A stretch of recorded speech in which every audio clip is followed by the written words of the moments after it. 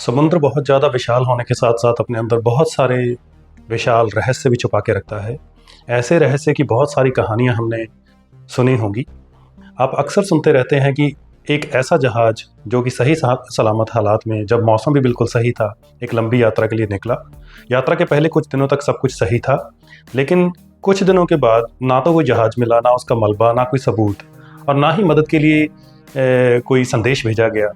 ऐसे जहाज़ों के साथ क्या हुआ? ऐसे जहाज़ समुद्र में गुम क्यों हो जाते हैं? ऐसी ही कुछ कहानियाँ हम जानेंगे आज की इस वीडियो में। रहस्य की कहानियाँ इंसानों को हमेशा से ही आकर्षित करती हैं। इसी वजह से ऐसी कहानियों को बहुत ज़्यादा बढ़ा चढ़ा कर भी दिखाया जाता है। इनमें से कुछ कहानियाँ तो ऐसी हैं जो कि काल्पनिक हैं, जिनका कोई आधार नहीं है, लेकिन कुछ कहानियाँ ऐसे किरदारों के साथ जुड़ी हुई हैं जिनको आप नकार नहीं सकते हैं, जिनके पुख्ता सबूत भी मौजूद हैं। आज की वीडियो में हम बात करने जा रहे हैं समुद्र के उस इलाके के बारे में जिसके बारे में बहुत सारी वीडियोस बनी हुई हैं, बहुत सारी मूवीज़ बनी हुई हैं, बहुत सारी डॉक्यूमेंट्रीज, किताबें, आर्टिकल्स, बहुत कुछ, इवन कि आपको बहुत सारे गाने भी मिल जाएंगे जो कि इस इलाके के बारे में गाए गए हैं। आज हम बात करने जा रहे हैं बरमूडा ट्रायंगल के बारे में। ये वो इलाका है जहाँ पर बहुत ही रहस्यमय तरीके से बहुत सारे समुद्री जहाज और इवन जो एरोप्लेन्स हैं वो भी गुम हुए हैं। बरमूडा ट्रायंगल में रहस्यमय तरीके से जहाज़ों के गुम होने की कहानियों की शुरुआत 3 अगस्त 1492 से होती है। ये कहानी जुड़ी हुई है मशहूर नाविक क्रिस्टोफर कोलंबस के साथ। उस जमाने में जो समुद्री यात्री थे उनको डायरी लिखने की आदत थी। क्रिस्टोफर कोलंबस की डायरी से हमें इस वाक़ये के बारे में पता लगता है। दरअसल उस दिन क्रिस्टोफर कोलंबस 3 जहाज़ों के साथ एक समुद्री यात्रा पर निकले थे। जिन 3 जहाज़ों के साथ वो निकले थे उनके नाम थे सेंटा मरिया, पेंटा और नीना। क्रिस्टोफर कोलंबस का जो लक्ष्य था वो एशिया के लिए एक नया रास्ता समुद्र में से ढूंढना चाहते थे। यात्रा के दौरान क्रिस्टोफर कोलंबस का जो जहाज था वो समुद्र के उस इलाके से गुजरा जिसे आज हम बरमूडा ट्रायंगल के नाम से जानते हैं। 3 अगस्त 1492 को क्रिस्टोफर कोलंबस अपने साथियों के साथ और 3 जहाज़ों के साथ रास्ता ढूंढने के लिए निकले। उसके बाद सितंबर 1492 में उनकी डायरी से हमें पता लगता है कि उनका सामना एक रहस्यमय घटना से हुआ। जो आज का बरमूडा ट्रायंगल है उस एरिया में पहुंचते ही क्रिस्टोफर कोलंबस ने नोट किया कि जो उनकी कंपास है उसने काम करना छोड़ दिया है। जो कंपास की सुइयां थी वो बेतरतीब तरीके के साथ घूम रही थी। क्रिस्टोफर कोलंबस ने दूसरी कंपास से ये जानने की कोशिश की थी कि शायद एक कंपास खराब हो सकती है और दूसरी कंपास से हम दिशा का पता लगा सकते हैं, लेकिन वो कंपास भी खराब थी। जब उन्होंने अपने साथियों के साथ बात की तो सभी की जो कंपास थी या जो बाकी जहाज उनके साथ थे उनकी भी कंपास सही तरीके से दिशा नहीं दिखा रही थी। ये तो क्रिस्टोफर कोलंबस के साथ पहला वाकया हुआ था, लेकिन कुछ दिनों बाद 11 अक्टूबर 1492 को क्रिस्टोफर कोलंबस ने नोट किया कि आसमान में एक रोशनी है जो इधर उधर चल रही है और कुछ समय के बाद वो रोशनी धीरे धीरे जो समुद्र की गहराइयां हैं उनमें चली जाती है। ये वाकया क्रिस्टोफर कोलंबस ने 2-3 बार नोट किया। इसके कुछ दिन बाद क्रिस्टोफर कोलंबस और उनके साथियों ने एक बात नोट की कि समुद्र में जो घास है वो अचानक बहुत ज़्यादा बढ़नी शुरू हो गई है। ये वो इलाका है जिसे आज हम सरगासो सी के नाम से जानते हैं। कोलंबस के साथियों का जो डर था वो इस कदर तक बढ़ चुका था कि कुछ साथियों को ये लग रहा था कि समुद्र में कोई राक्षस है, कुछ को लग रहा था समुद्र में कोई आत्माएं चल रही हैं, कुछ यात्रियों को ये लग रहा था कि हम दुनिया के एंड तक पहुंच चुके हैं। इसके बाद की जो यात्रा थी वो सभी नाविकों ने इसी डर के साथ की। ये वो इलाका था जिसे आज हम बरमूडा ट्रायंगल के नाम से जानते हैं, जिसमें आने वाले कुछ सालों में बहुत ही रहस्यमय तरीके से बहुत सारे समुद्री जहाज़ों ने गायब होना था। बरमूडा ट्रायंगल की लोकेशन को हम थोड़ा सा समझ लेते हैं। यह नॉर्थ अटलांटिक महासागर का एक इलाका है। 3 अलग अलग जगहों को जोड़कर एक ट्रायंगल बनता है, जिस ट्रायंगल के आधार पर हम इसे बरमूडा ट्रायंगल के नाम से जानते हैं। जिन 3 इलाकों को ये जोड़ता है वो 3 इलाके हैं मियामी, बरमूडा और पोर्टो रिको। जो बरमूडा ट्रायंगल का इलाका है वो भी फिक्स्ड नहीं है। दरअसल माना जाता है कि ये इलाका तकरीबन 5 लाख से 15 लाख वर्ग किलोमीटर में फैला हुआ है। बरमूडा ट्रायंगल शब्द की जो शुरुआत है वो 1964 में हुई, जब एक राइटर विंसेंट गार्डीज ने एक मैगजीन लिखी इस जगह के ऊपर। इन्होंने अर्गोसी नाम की एक मैगजीन में एक आर्टिकल लिखा था, जिस आर्टिकल का इन्होंने नाम रखा था द डेडली बरमूडा ट्रायंगल। 1964 से पहले बरमूडा ट्रायंगल को अलग अलग नामों से जाना जाता था, लेकिन इनमें से कोई भी नाम आधिकारिक नहीं था, ना ही कोई नाम इतना ज़्यादा मशहूर हुआ था जितना कि बरमूडा ट्रायंगल हुआ। 1964 से पहले के कुछ नाम हैं devil's triangle, sea of mystery, graveyard of the Atlantic, hoodoo sea, limbo of the lost, या ऐसे ही और भी बहुत सारे नाम हमें अलग अलग जगहों पर मिलते हैं। इसके बाद 1974 में चार्ल्स बर्लिट्स नाम के एक राइटर ने पूरी किताब बरमूडा ट्रायंगल के नाम पर लिखी, जिसके बाद ये जो क्षेत्र था ये बहुत ही ज़्यादा मशहूर हो गया। यहाँ से जो आज का हमारा बरमूडा ट्रायंगल है जिसे हम जानते हैं वो पैदा। इसके बाद 1872 में एक ऐसी घटना हुई जिसने पूरी दुनिया को हिला के रख दिया। दरअसल 7 नवंबर 1872 को मैरी सेलेस्ट नाम का एक जहाज अमेरिका के न्यूयॉर्क से इटली के जेनोआ शहर जाने के लिए निकला। जहाज के कैप्टन बेंजामिन ब्रिग्स थे। बेंजामिन ब्रिग्स बहुत ही एक अनुभवी और एक्सपीरियंस्ड नाविक थे। जहाज में कैप्टन बेंजामिन ब्रिग्स, उनकी पत्नी, उनकी बेटी और 7 क्रू मेंबर्स थे। कुल मिला के 10 लोग थे। जहाज में तकरीबन 1700 बैरल इंडस्ट्रियल अल्कोहल भरा हुआ था जिसको ये लेके जा रहे थे। सब कुछ नॉर्मल चल रहा था, मौसम भी ठीक था, जहाज भी ठीक था, जहाज की यात्रा भी सही चल रही थी और जहाज का जो कैप्टन था वो भी बहुत ज़्यादा एक्सपीरियंस्ड था। लेकिन कुछ ही दिनों बाद जहाज के साथ कुछ ऐसा हुआ जिसका जवाब आज तक किसी को नहीं मिला। 4 दिसंबर 1872 को एक और जहाज जिसका नाम डे ग्रिटिया था वो भी उसी इलाके से गुजर रहा था। उसने नोट किया कि समुद्र में एक जहाज है जो बेतरतीब तरीके के साथ इधर उधर घूम रहा है। कुछ समय के बाद जब वो उस भटकते हुए जहाज के पास पहुंचे तो उस जहाज के ऊपर नाम मैरी सेलेस्ट लिखा हुआ था। ये वही जहाज था जो कुछ दिन पहले इटली के लिए रवाना हुआ था। नाविकों ने सोचा कि शायद जहाज किसी मुसीबत में होगा, इसीलिए वो मैरी सेलेस्ट के ऊपर चढ़े। लेकिन जब वो वहाँ पर चढ़े तो उनकी आंखें खुली की खुली रह गई, क्योंकि शक तो यही था उस समय कि समुद्र में शायद कोई हमला हुआ होगा या मौसम की वजह से जहाज में कोई दिक्कत आई होगी जिसकी वजह से जहाज इस तरह से भटक रहा है। लेकिन जब लोग वहाँ पर पहुँचे तो उन्होंने देखा कि सब कुछ अपनी जगह पर बिल्कुल व्यवस्थित तरीके से पड़ा था। यहाँ तक कि डिनर टेबल भी ऐसे ही लगा हुआ था, डिनर टेबल पर खाना भी पड़ा था। जहाज पर किसी भी तरह का कोई ऐसा निशान नहीं था जिससे ये पता लगाया जा सके कि जहाज के साथ किसी तरह की कोई दुर्घटना हुई है, क्योंकि ना तो जहाज टूटा फूटा था जिससे अंदाज़ा लग सके कि ये जहाज मौसम में खराबी की वजह से रुका हुआ है, ना ही लुटेरों का कोई निशान था, क्योंकि उस समय जो समुद्री लुटेरे थे, पायरेट्स, जिनकी आजकल हम बहुत सारी फिल्में देखते हैं, उनका भी खतरा था। तो लड़ाई का कोई निशान नहीं था। जहाज का पूरा सामान वैसे का वैसा पड़ा हुआ था। जो इंडस्ट्रियल अल्कोहल वो लेके जा रहे थे उसमें किसी भी तरह की कोई हलचल नहीं हुई थी। जहाज का पूरा सामान वैसे का वैसा था। इवन जो क्रू मेंबर्स का खाने का सामान था वो भी जहाज में पड़ा था। डिनर टेबल सजा हुआ था, डिनर टेबल के ऊपर सामान वैसे का वैसा पड़ा था। तो फिर जहाज के साथ हुआ क्या था? ऐसा लग रहा था जैसे जहाज के जो क्रू मेंबर हैं वो एकदम गायब से हो गए हैं। लेकिन इसके पीछे कारण क्या था? हाँ, एक बात जरूर नोट की सभी ने कि जो जहाज के ऊपर लाइफ बोट थी वो लाइफ बोट गायब थी। ये सब कुछ नोट करने के बाद जो नाविक थे, जब उन्होंने बारीकी से देखा तो उन्होंने कुछ और चीजें भी नोट की। उन्होंने देखा कि जो नेविगेशन के उस समय के कंपास वगैरह थे उस जहाज पर वो भी गायब थे। जहाज के अंदर थोड़ा सा पानी भरा हुआ था, लेकिन इतना नहीं था जिससे कि किसी की जान को खतरा हो। ये सारे सबूतों को देखकर ऐसा लग रहा था जैसे कि जो उस जहाज पर मौजूद लोग थे उन्होंने अपनी मर्जी के साथ लाइफ बोट में जो नेविगेशन के जो यंत्र थे वो अपने साथ ले गए थे और उन्होंने अपनी मर्जी से जहाज को छोड़ा था।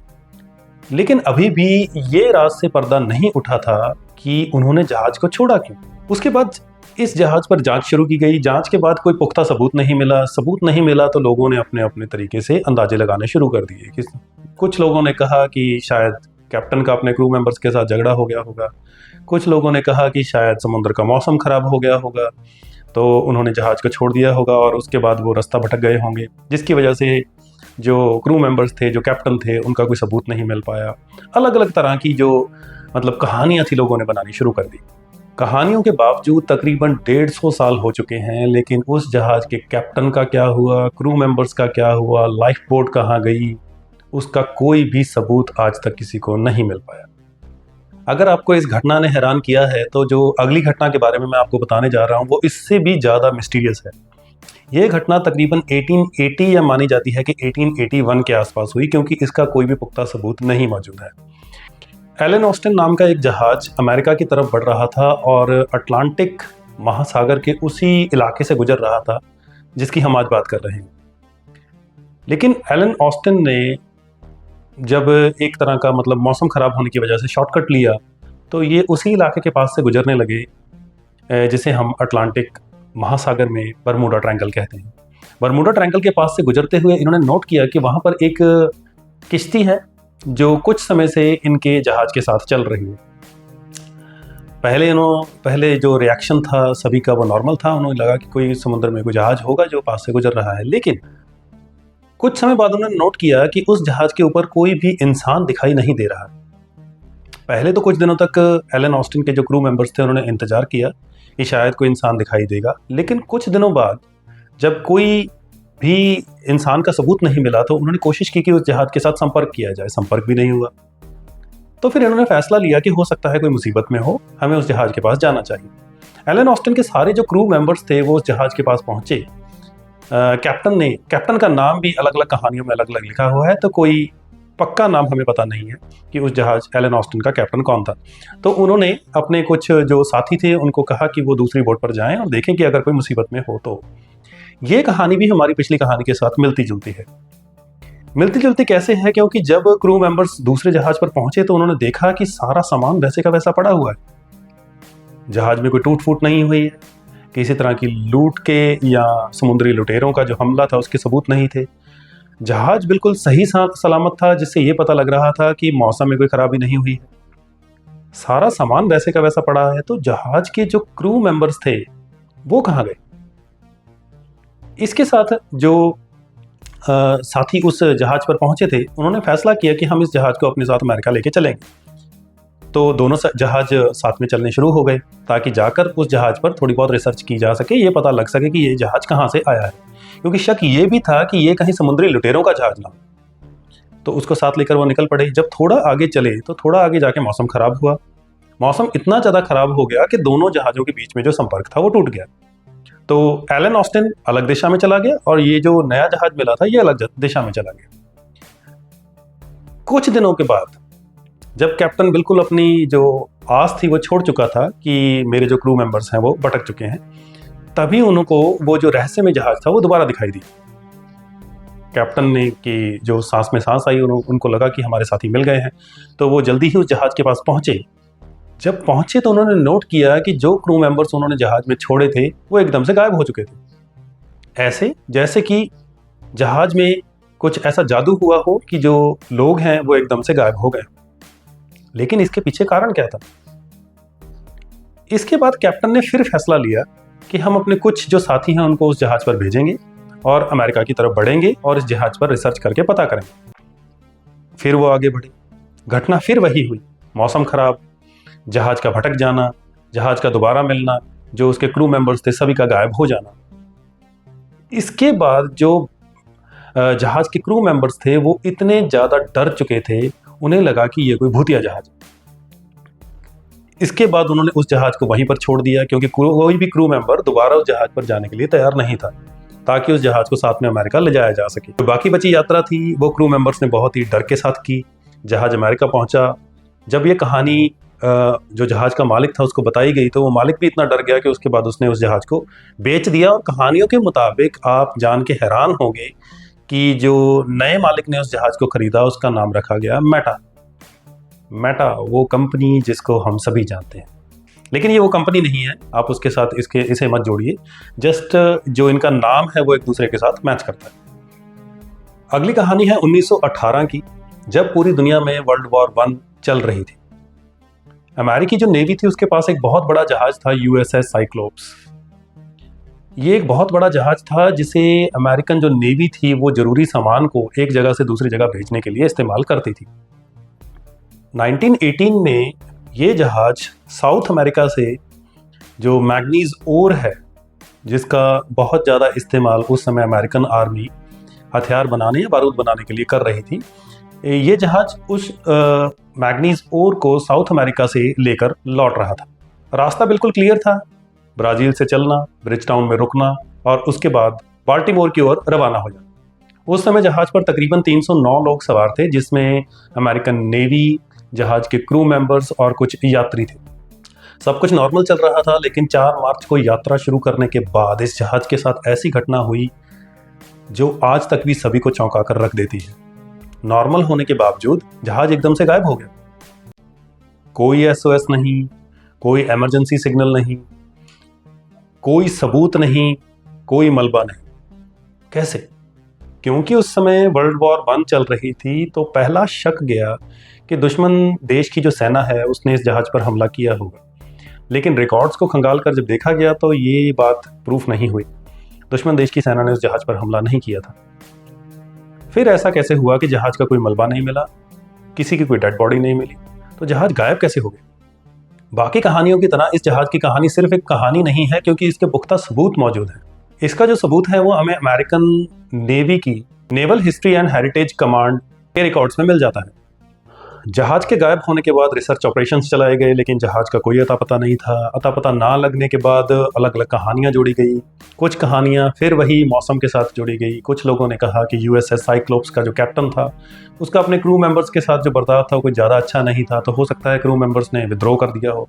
लेकिन विद्रोह करने के बाद सब लोग गए कहाँ, ये आज तक किसी को पता नहीं है।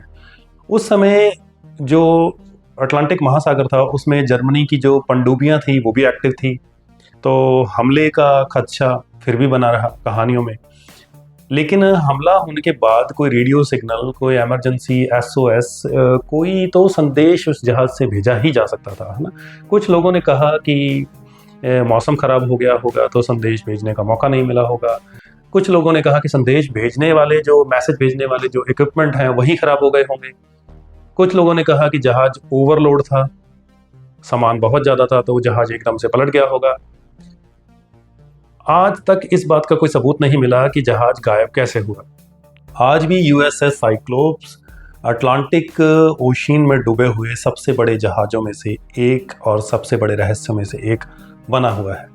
बरमूडा ट्रायंगल के साथ जो जुड़ी हुई कहानियां हैं वो सारी पुरानी ही नहीं है। आधुनिक युग में भी कुछ ऐसी घटनाएं हुई हैं जो बरमूडा ट्रायंगल को रहस्यमय बना देती है। जो अगली घटना के बारे में हम बात करने जा रहे हैं वो घटना फ्लाइट 19 की जो डिसअपीयरेंस है, या फ्लाइट 19 का जो रहस्यमय तरीके से गायब हो जाना है उसके बारे में। घटना 5 दिसंबर 1945 की है। एक शांत दोपहर है। 5 टीबीएम एवेंजर टॉर्पीडो बॉम्बर जो विमान है वो naval air station fort Lauderdale से निकले हैं। असल में ये एक नॉर्मल एक्सरसाइज थी जो उस समय की जाती थी। जो इनका मिशन था बिल्कुल सिंपल था। इन्होंने फ्लोरिडा से पूर्व दिशा की ओर मुड़ना था, वहां जाकर थोड़ी बहुत बमबारी करनी थी और उसके बाद अपने बेस पर वापस लौटना था। इस समय तक तो सब कुछ नॉर्मल लग रहा था, लेकिन थोड़े ही टाइम बाद जो हालात थे वो खराब होने लगे। जो इस ग्रुप के लीडर थे चार्ल्स सी टेलर, उन्होंने कंट्रोल रूम में एक बहुत ही चिंताजनक संदेश भेजा। उन्होंने संदेश में कहा कि जो उनका कंपास है वो सही तरीके से काम नहीं कर रहा है। जो बैकअप के लिए कंपास रखा था वो भी सही तरीके से काम नहीं कर रहा है। जो उनके बाकी जो साथी बाकी 4 प्लेन्स में बैठे थे उन्होंने भी सेम ही रिपोर्ट्स देनी शुरू कर दी कि उनके नेविगेशन जो यूनिट्स हैं वो काम नहीं कर रहे हैं, जो कंपास है वो काम नहीं कर रहे हैं। दोस्तों, हालात हम वैसे समझ सकते हैं जैसे कि इंसान आपको कहे कि आपने सड़क पर चलना है और आंखें बंद करके चलना है। तो आप सोच के देखिए कि हवा में जब नेविगेशन यूनिट्स काम नहीं कर रहे हैं तो जो पायलट्स हैं वो जहाज़ों को उड़ाएंगे कैसे। जो पायलट थे उनको लग रहा था अपने अंदाजे से कि वो सही दिशा में जा रहे हैं, लेकिन असल में वो जो उनका बेस था उससे बिल्कुल ऑपोजिट दिशा में जा रहे थे और अपने बेस से बहुत दूर होते चले गए। जो पायलट थे उनके जो संदेश थे कंट्रोल टावर में पहुंच रहे थे कि वो अपनी दिशा भटक चुके हैं। वो गोल गोल चक्कर लगा रहे थे, अपने बेस को ढूंढने की कोशिश कर रहे थे, या कोई ऐसा सबूत जिससे उन्हें जो धरती है या जो ज़मीन है उसका सबूत मिल जाए और वो अपने बेस पर वापस लौट सके। लेकिन बहुत समय तक चक्कर लगाने के बाद नेचुरली जो प्लेन्स थे उनका जो फ्यूल था वो ख़त्म होना शुरू हो गया। वो दिशा से भटक गए और धीरे धीरे जो मैसेज थे वो मैसेज भी आने बंद हो गए। ये वो समय था जब फ्लाइट 19 हमेशा के लिए गायब हो गई थी। लेकिन ये कहानी यहाँ तक ख़त्म नहीं हुई थी, क्योंकि इन जहाज़ों के गायब होने के बाद जो अमेरिकन नेवी थी वो एक्टिव हो गई और उन्होंने एक बड़े से जहाज मार्टिन पीबीएम मरीनर को इन जहाज़ों की तलाश के लिए भेजा। इस जहाज़ पर तकरीबन 13 लोग सवार थे और उड़ान भरने के थोड़े ही समय बाद ये जहाज़ भी गायब हो गया। कुछ लोगों ने आसमान में एक बड़ी सी रोशनी और एक बड़े से विस्फोट होने का जिक्र किया, जिससे ये माना जाता है कि ये जहाज़ हवा में ही फट गया। लेकिन इसका कोई पक्का सबूत मिलता नहीं। जो 2 ग्रुप में जहाज़ गए थे उनके गायब होने के बावजूद भी ना तो उनके पायलट मिले ना उनके जहाज़ मिले। रहस्य फिर वहीं का वही, ना कोई मलबा मिला और ना ही कोई ऐसी मौसम में खराबी मिली जिससे ये पता लगे कि मौसम खराब होने की वजह से ये जो जहाज़ थे ये गायब हुए थे। फ्लाइट 19 का गायब होना समुद्री जो हिस्ट्री है उसमें एक बहुत बड़ा रहस्य माना जाता है, क्योंकि आज तक इन जहाज़ों के बारे में कुछ भी पता नहीं लग पाया। बरमूडा ट्रायंगल की जो हिस्ट्री है वो ऐसी घटनाओं से भरी पड़ी है। कुछ और घटनाएं, क्योंकि अगर हम और डिटेल में घटनाओं की बात करेंगे तो घटनाएं फिर वही हैं, जहाज का समुद्र में जाना, उस इलाके से गुजरना, गायब हो जाना और किसी सबूत का ना मिलना। क्योंकि एक ऐसी ही और घटना हुई ब्रिटिश साउथ अमेरिकन एयरवेज के जहाज स्टार टाइगर के साथ, जो कि 30 जनवरी 1948 को गायब हो गया इन्हीं हालातों में उसी इलाके में। उस समय इस जहाज पर तकरीबन 31 जो लोग थे वो मौजूद थे। ऐसी ही एक और घटना स्टार एरियल के साथ हुई 17 जनवरी 1949 को। उस समय इस जहाज पर तकरीबन 20 लोग सवार थे। फिर वही हालात, लोगों का गायब होना और किसी सबूत का ना मिलना। ये दो घटनाओं में तो एक बात और भी हैरान करने वाली है कि उड़ान भरने के कुछ समय बाद जो इनके पायलट थे, इन्होंने संदेश भी भेजा था कि सब कुछ नॉर्मल चल रहा है, मौसम बिल्कुल ठीक है, हम तकरीबन 18,000 फीट की ऊंचाई पर पहुंच चुके हैं। ये बात करते ही अचानक संपर्क टूट गया। अब ऐसा है क्या उस इलाके में कि जहाज अचानक से गायब हो रहे हैं और कोई सबूत मिल नहीं रहा? क्योंकि अगर कोई जहाज गायब हो रहा है तो सोचिए उसका कोई ना कोई सबूत तो मिलना चाहिए। अगर कोई सिग्नल नहीं तो कोई मलबा या किसी की कोई डेड बॉडी, ऐसा कैसे हो जाता है कि समुद्र में एकदम से सब कुछ गायब हो जाता है? आज की तो जो टेक्नोलॉजी है वो भी इतनी ज़्यादा एडवांस हो चुकी है कि हम समुद्र में किसी डूबे हुए जहाज का पता लगा सकते हैं। फिर ऐसा कैसे हो रहा है कि उस इलाके में से जो डूबे हुए जहाज हैं उनका भी पता नहीं लग रहा है? आपको भी ऐसी बहुत सारी टेक्नोलॉजीज़ के बारे में पता होगा जिसकी मदद से हम समुद्र में जहाज़ों को ढूंढ सकते हैं। अगर इसके पीछे कोई साइंटिफिक रीज़न है, वो सच में जहाज जो समुद्र में डूब रहे हैं, तो उनका कोई भी मलबा समुद्र में मिल क्यों नहीं रहा है? क्योंकि अब आसानी से टाइटैनिक जैसे जो जहाज हैं जो समुद्र के नीचे डूबे हुए हैं, उनकी वीडियोस आप बड़ी आसानी से यूट्यूब पे देख सकते हैं। तो इन जहाज़ों का सबूत क्यों नहीं मिल रहा है? और ऐसा कैसे हो रहा है कि ये वही जहाज हैं जो एक खास इलाके में गायब हुए? इस खास इलाके में जहाज़ों के गायब होने के पीछे जो अलग अलग लोग हैं, उन्होंने अपनी अलग अलग थ्योरीज दे रखी हैं, या जो हम मूवीज़ या जो डॉक्यूमेंट्रीज़ या आर्टिकल्स इस इलाके के बारे में पढ़ते हैं, उनमें हमें अलग अलग कारण पता लगते हैं या कारण दिए गए हैं जिसकी वजह से यहाँ जहाज़ गायब हो रहे हैं। कुछ कहानियाँ तो ऐसी हैं जिन पर साइंटिफिकली भरोसा करना मुश्किल है। जैसे कि कुछ लोग इसे इस बात से जोड़ते हैं कि उस इलाके में समुद्र के बीच एक बहुत बड़ा जीव है जो जहाज़ों को अपने अंदर खींच लेता है, जैसा कि हम मूवीज़ में देख रहे हैं, जिस पर भरोसा करना मुश्किल है। कारण बहुत सारे हैं। कुछ कारण साइंटिफिकली आप भरोसा कर सकते हैं और कुछ कारण ऐसे भी हैं जो कहानियों के साथ जुड़े हुए हैं। जैसे कि पुरानी कहानियों में हम अटलांटिस एक शहर है जो माना जाता है कि समुद्र के नीचे है। तो कुछ लोगों का मानना ये भी है कि समुद्र के नीचे वहाँ पर अटलांटिस शहर है और उस शहर में रहने वाले जो लोग हैं वो अपने ऊपर से किसी जहाज़ को गुजरने नहीं देना चाहते हैं। तो वो कोई जहाज़ गुजरने की कोशिश करता है तो वो उस जहाज़ को वहाँ पर डुबा देते हैं। कुछ लोग इसे इल्यूमिनाटीज़ के साथ भी जोड़ते हैं, लेकिन उन बातों का कोई पुख्ता सबूत हमारे पास मौजूद नहीं है। अगर साइंटिफिकली देखा जाए तो कुछ ऐसे कारण हैं जिससे हम ये पता लगा सकते हैं कि इस इलाके में जहाज़ गायब क्यों हो रहे हैं। पहली बात तो हम इस बात पर थोड़ा ध्यान देते हैं कि उस इलाके में ही जाकर सभी जो जहाज़ हैं, सभी के जो नेविगेशन जो यंत्र हैं वो काम करना बंद क्यों कर देते हैं। टेक्निकली इसको अगर आप समझें तो धरती का जो जोग्राफिकल नॉर्थ पोल है और जो मैग्नेटिक नॉर्थ पोल है वो अलग अलग है, और ये इलाका एक खास ऐसी लोकेशन है जहाँ पर जो कंपस है उसमें जो कन्फ्यूज़न है वो पैदा हो सकता है। दूसरा कारण है इस इलाके के नीचे अलग अलग ज्वालामुखियों का होना। जब ज्वालामुखी फटता है तो इस इलाके में पानी के अंदर से मीथेन गैस पैदा होती है, और मीथेन गैस के आने की वजह से उस इलाके में पानी के अंदर बहुत ही जो बुलबुले हैं वो बन जाते हैं। एक तरह से झाग पैदा होने लगती है, और उस झाग और उन बुलबुलों के बीच एक जहाज का जो तैरना है वो काफ़ी मुश्किल हो जाता है। तो आप अंदाज़ा लगा सकते हैं कि उस इलाके में जाकर जहाज एकदम से डूब क्यों जाते हैं। एक जेन्युइन रीज़न अगर हम देखें तो ये जो कहानियाँ हैं तकरीबन 1940s या 1950s से सभी पहले की हैं। तो उस टाइम में अगर आप जाके देखें तो जो नेविगेशन जो उपकरण थे, जो नेविगेशन जो डिवाइसेस थी, वो उतनी ज़्यादा स्ट्रॉन्ग या टेक्नोलॉजिकली एडवांस्ड नहीं थी। तो जिसकी वजह से वो कुछ हो सकता है कि उनमें कोई टेक्निकल ख़राबी आई हो, और जो जहाज़ हैं उनके पास रडार वगैरह की जो सुविधा है वो नहीं होती थी। तो जहाज़ अपने जो यात्रा या जो अपना रूट है उससे भटक जाते थे, और इतने बड़े समुद्र में भटकने का मतलब ही ये है कि आपका घर लौटना मुश्किल होगा, क्योंकि आपके पास जहाज़ों में उतना फ्यूल ही नहीं होता था जिससे आपकी वापस लौट सके।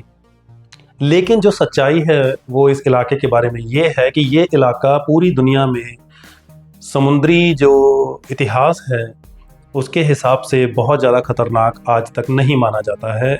इवन अगर आप थोड़ी बहुत गूगल सर्च करें और दुनिया में जो 10 सबसे ज़्यादा जो डेंजरस जगहें हैं समुद्र में उनको खोजने की कोशिश करें तो ये पहले 10 में भी नहीं आता। इनफैक्ट आज के ज़माने में तो ये एयर ट्रैफिक का सबसे ज़्यादा जो बिजी रहने वाला इलाका है वो है। लेकिन आज हम वैसी घटनाएं क्यों नहीं सुन रहे हैं?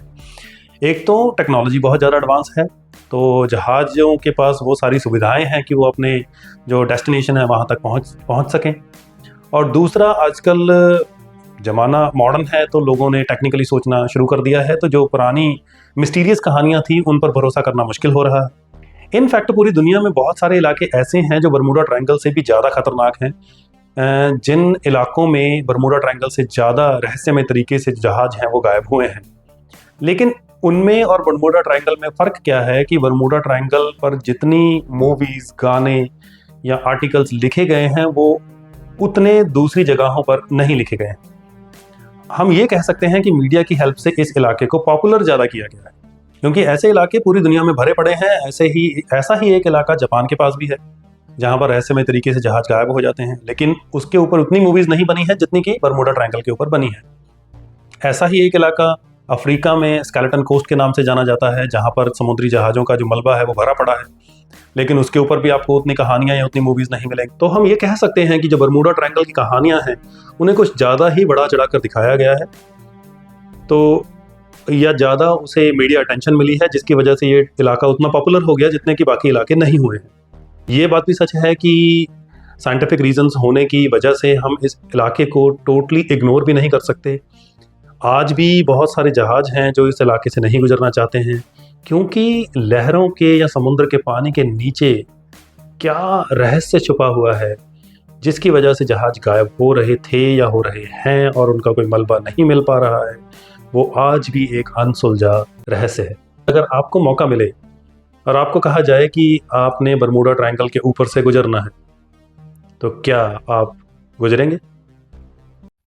वीडियो को समय देने के लिए आपका बहुत बहुत धन्यवाद। हमारे चैनल के साथ जुड़ने के लिए चैनल को सब्सक्राइब कीजिए, वीडियो को लाइक कीजिए और वीडियो के नीचे कमेंट्स कीजिए। कमेंट्स में जो इस वीडियो को लेकर आपके विचार हैं, जो बरमूडा ट्रायंगल को लेकर आपके विचार हैं, वो ज़रूर शेयर कीजिए और जिस विषय पर आप हमारी अगली वीडियोज़ को देखना चाहते हैं उसके बारे में ज़रूर बताइए। धन्यवाद।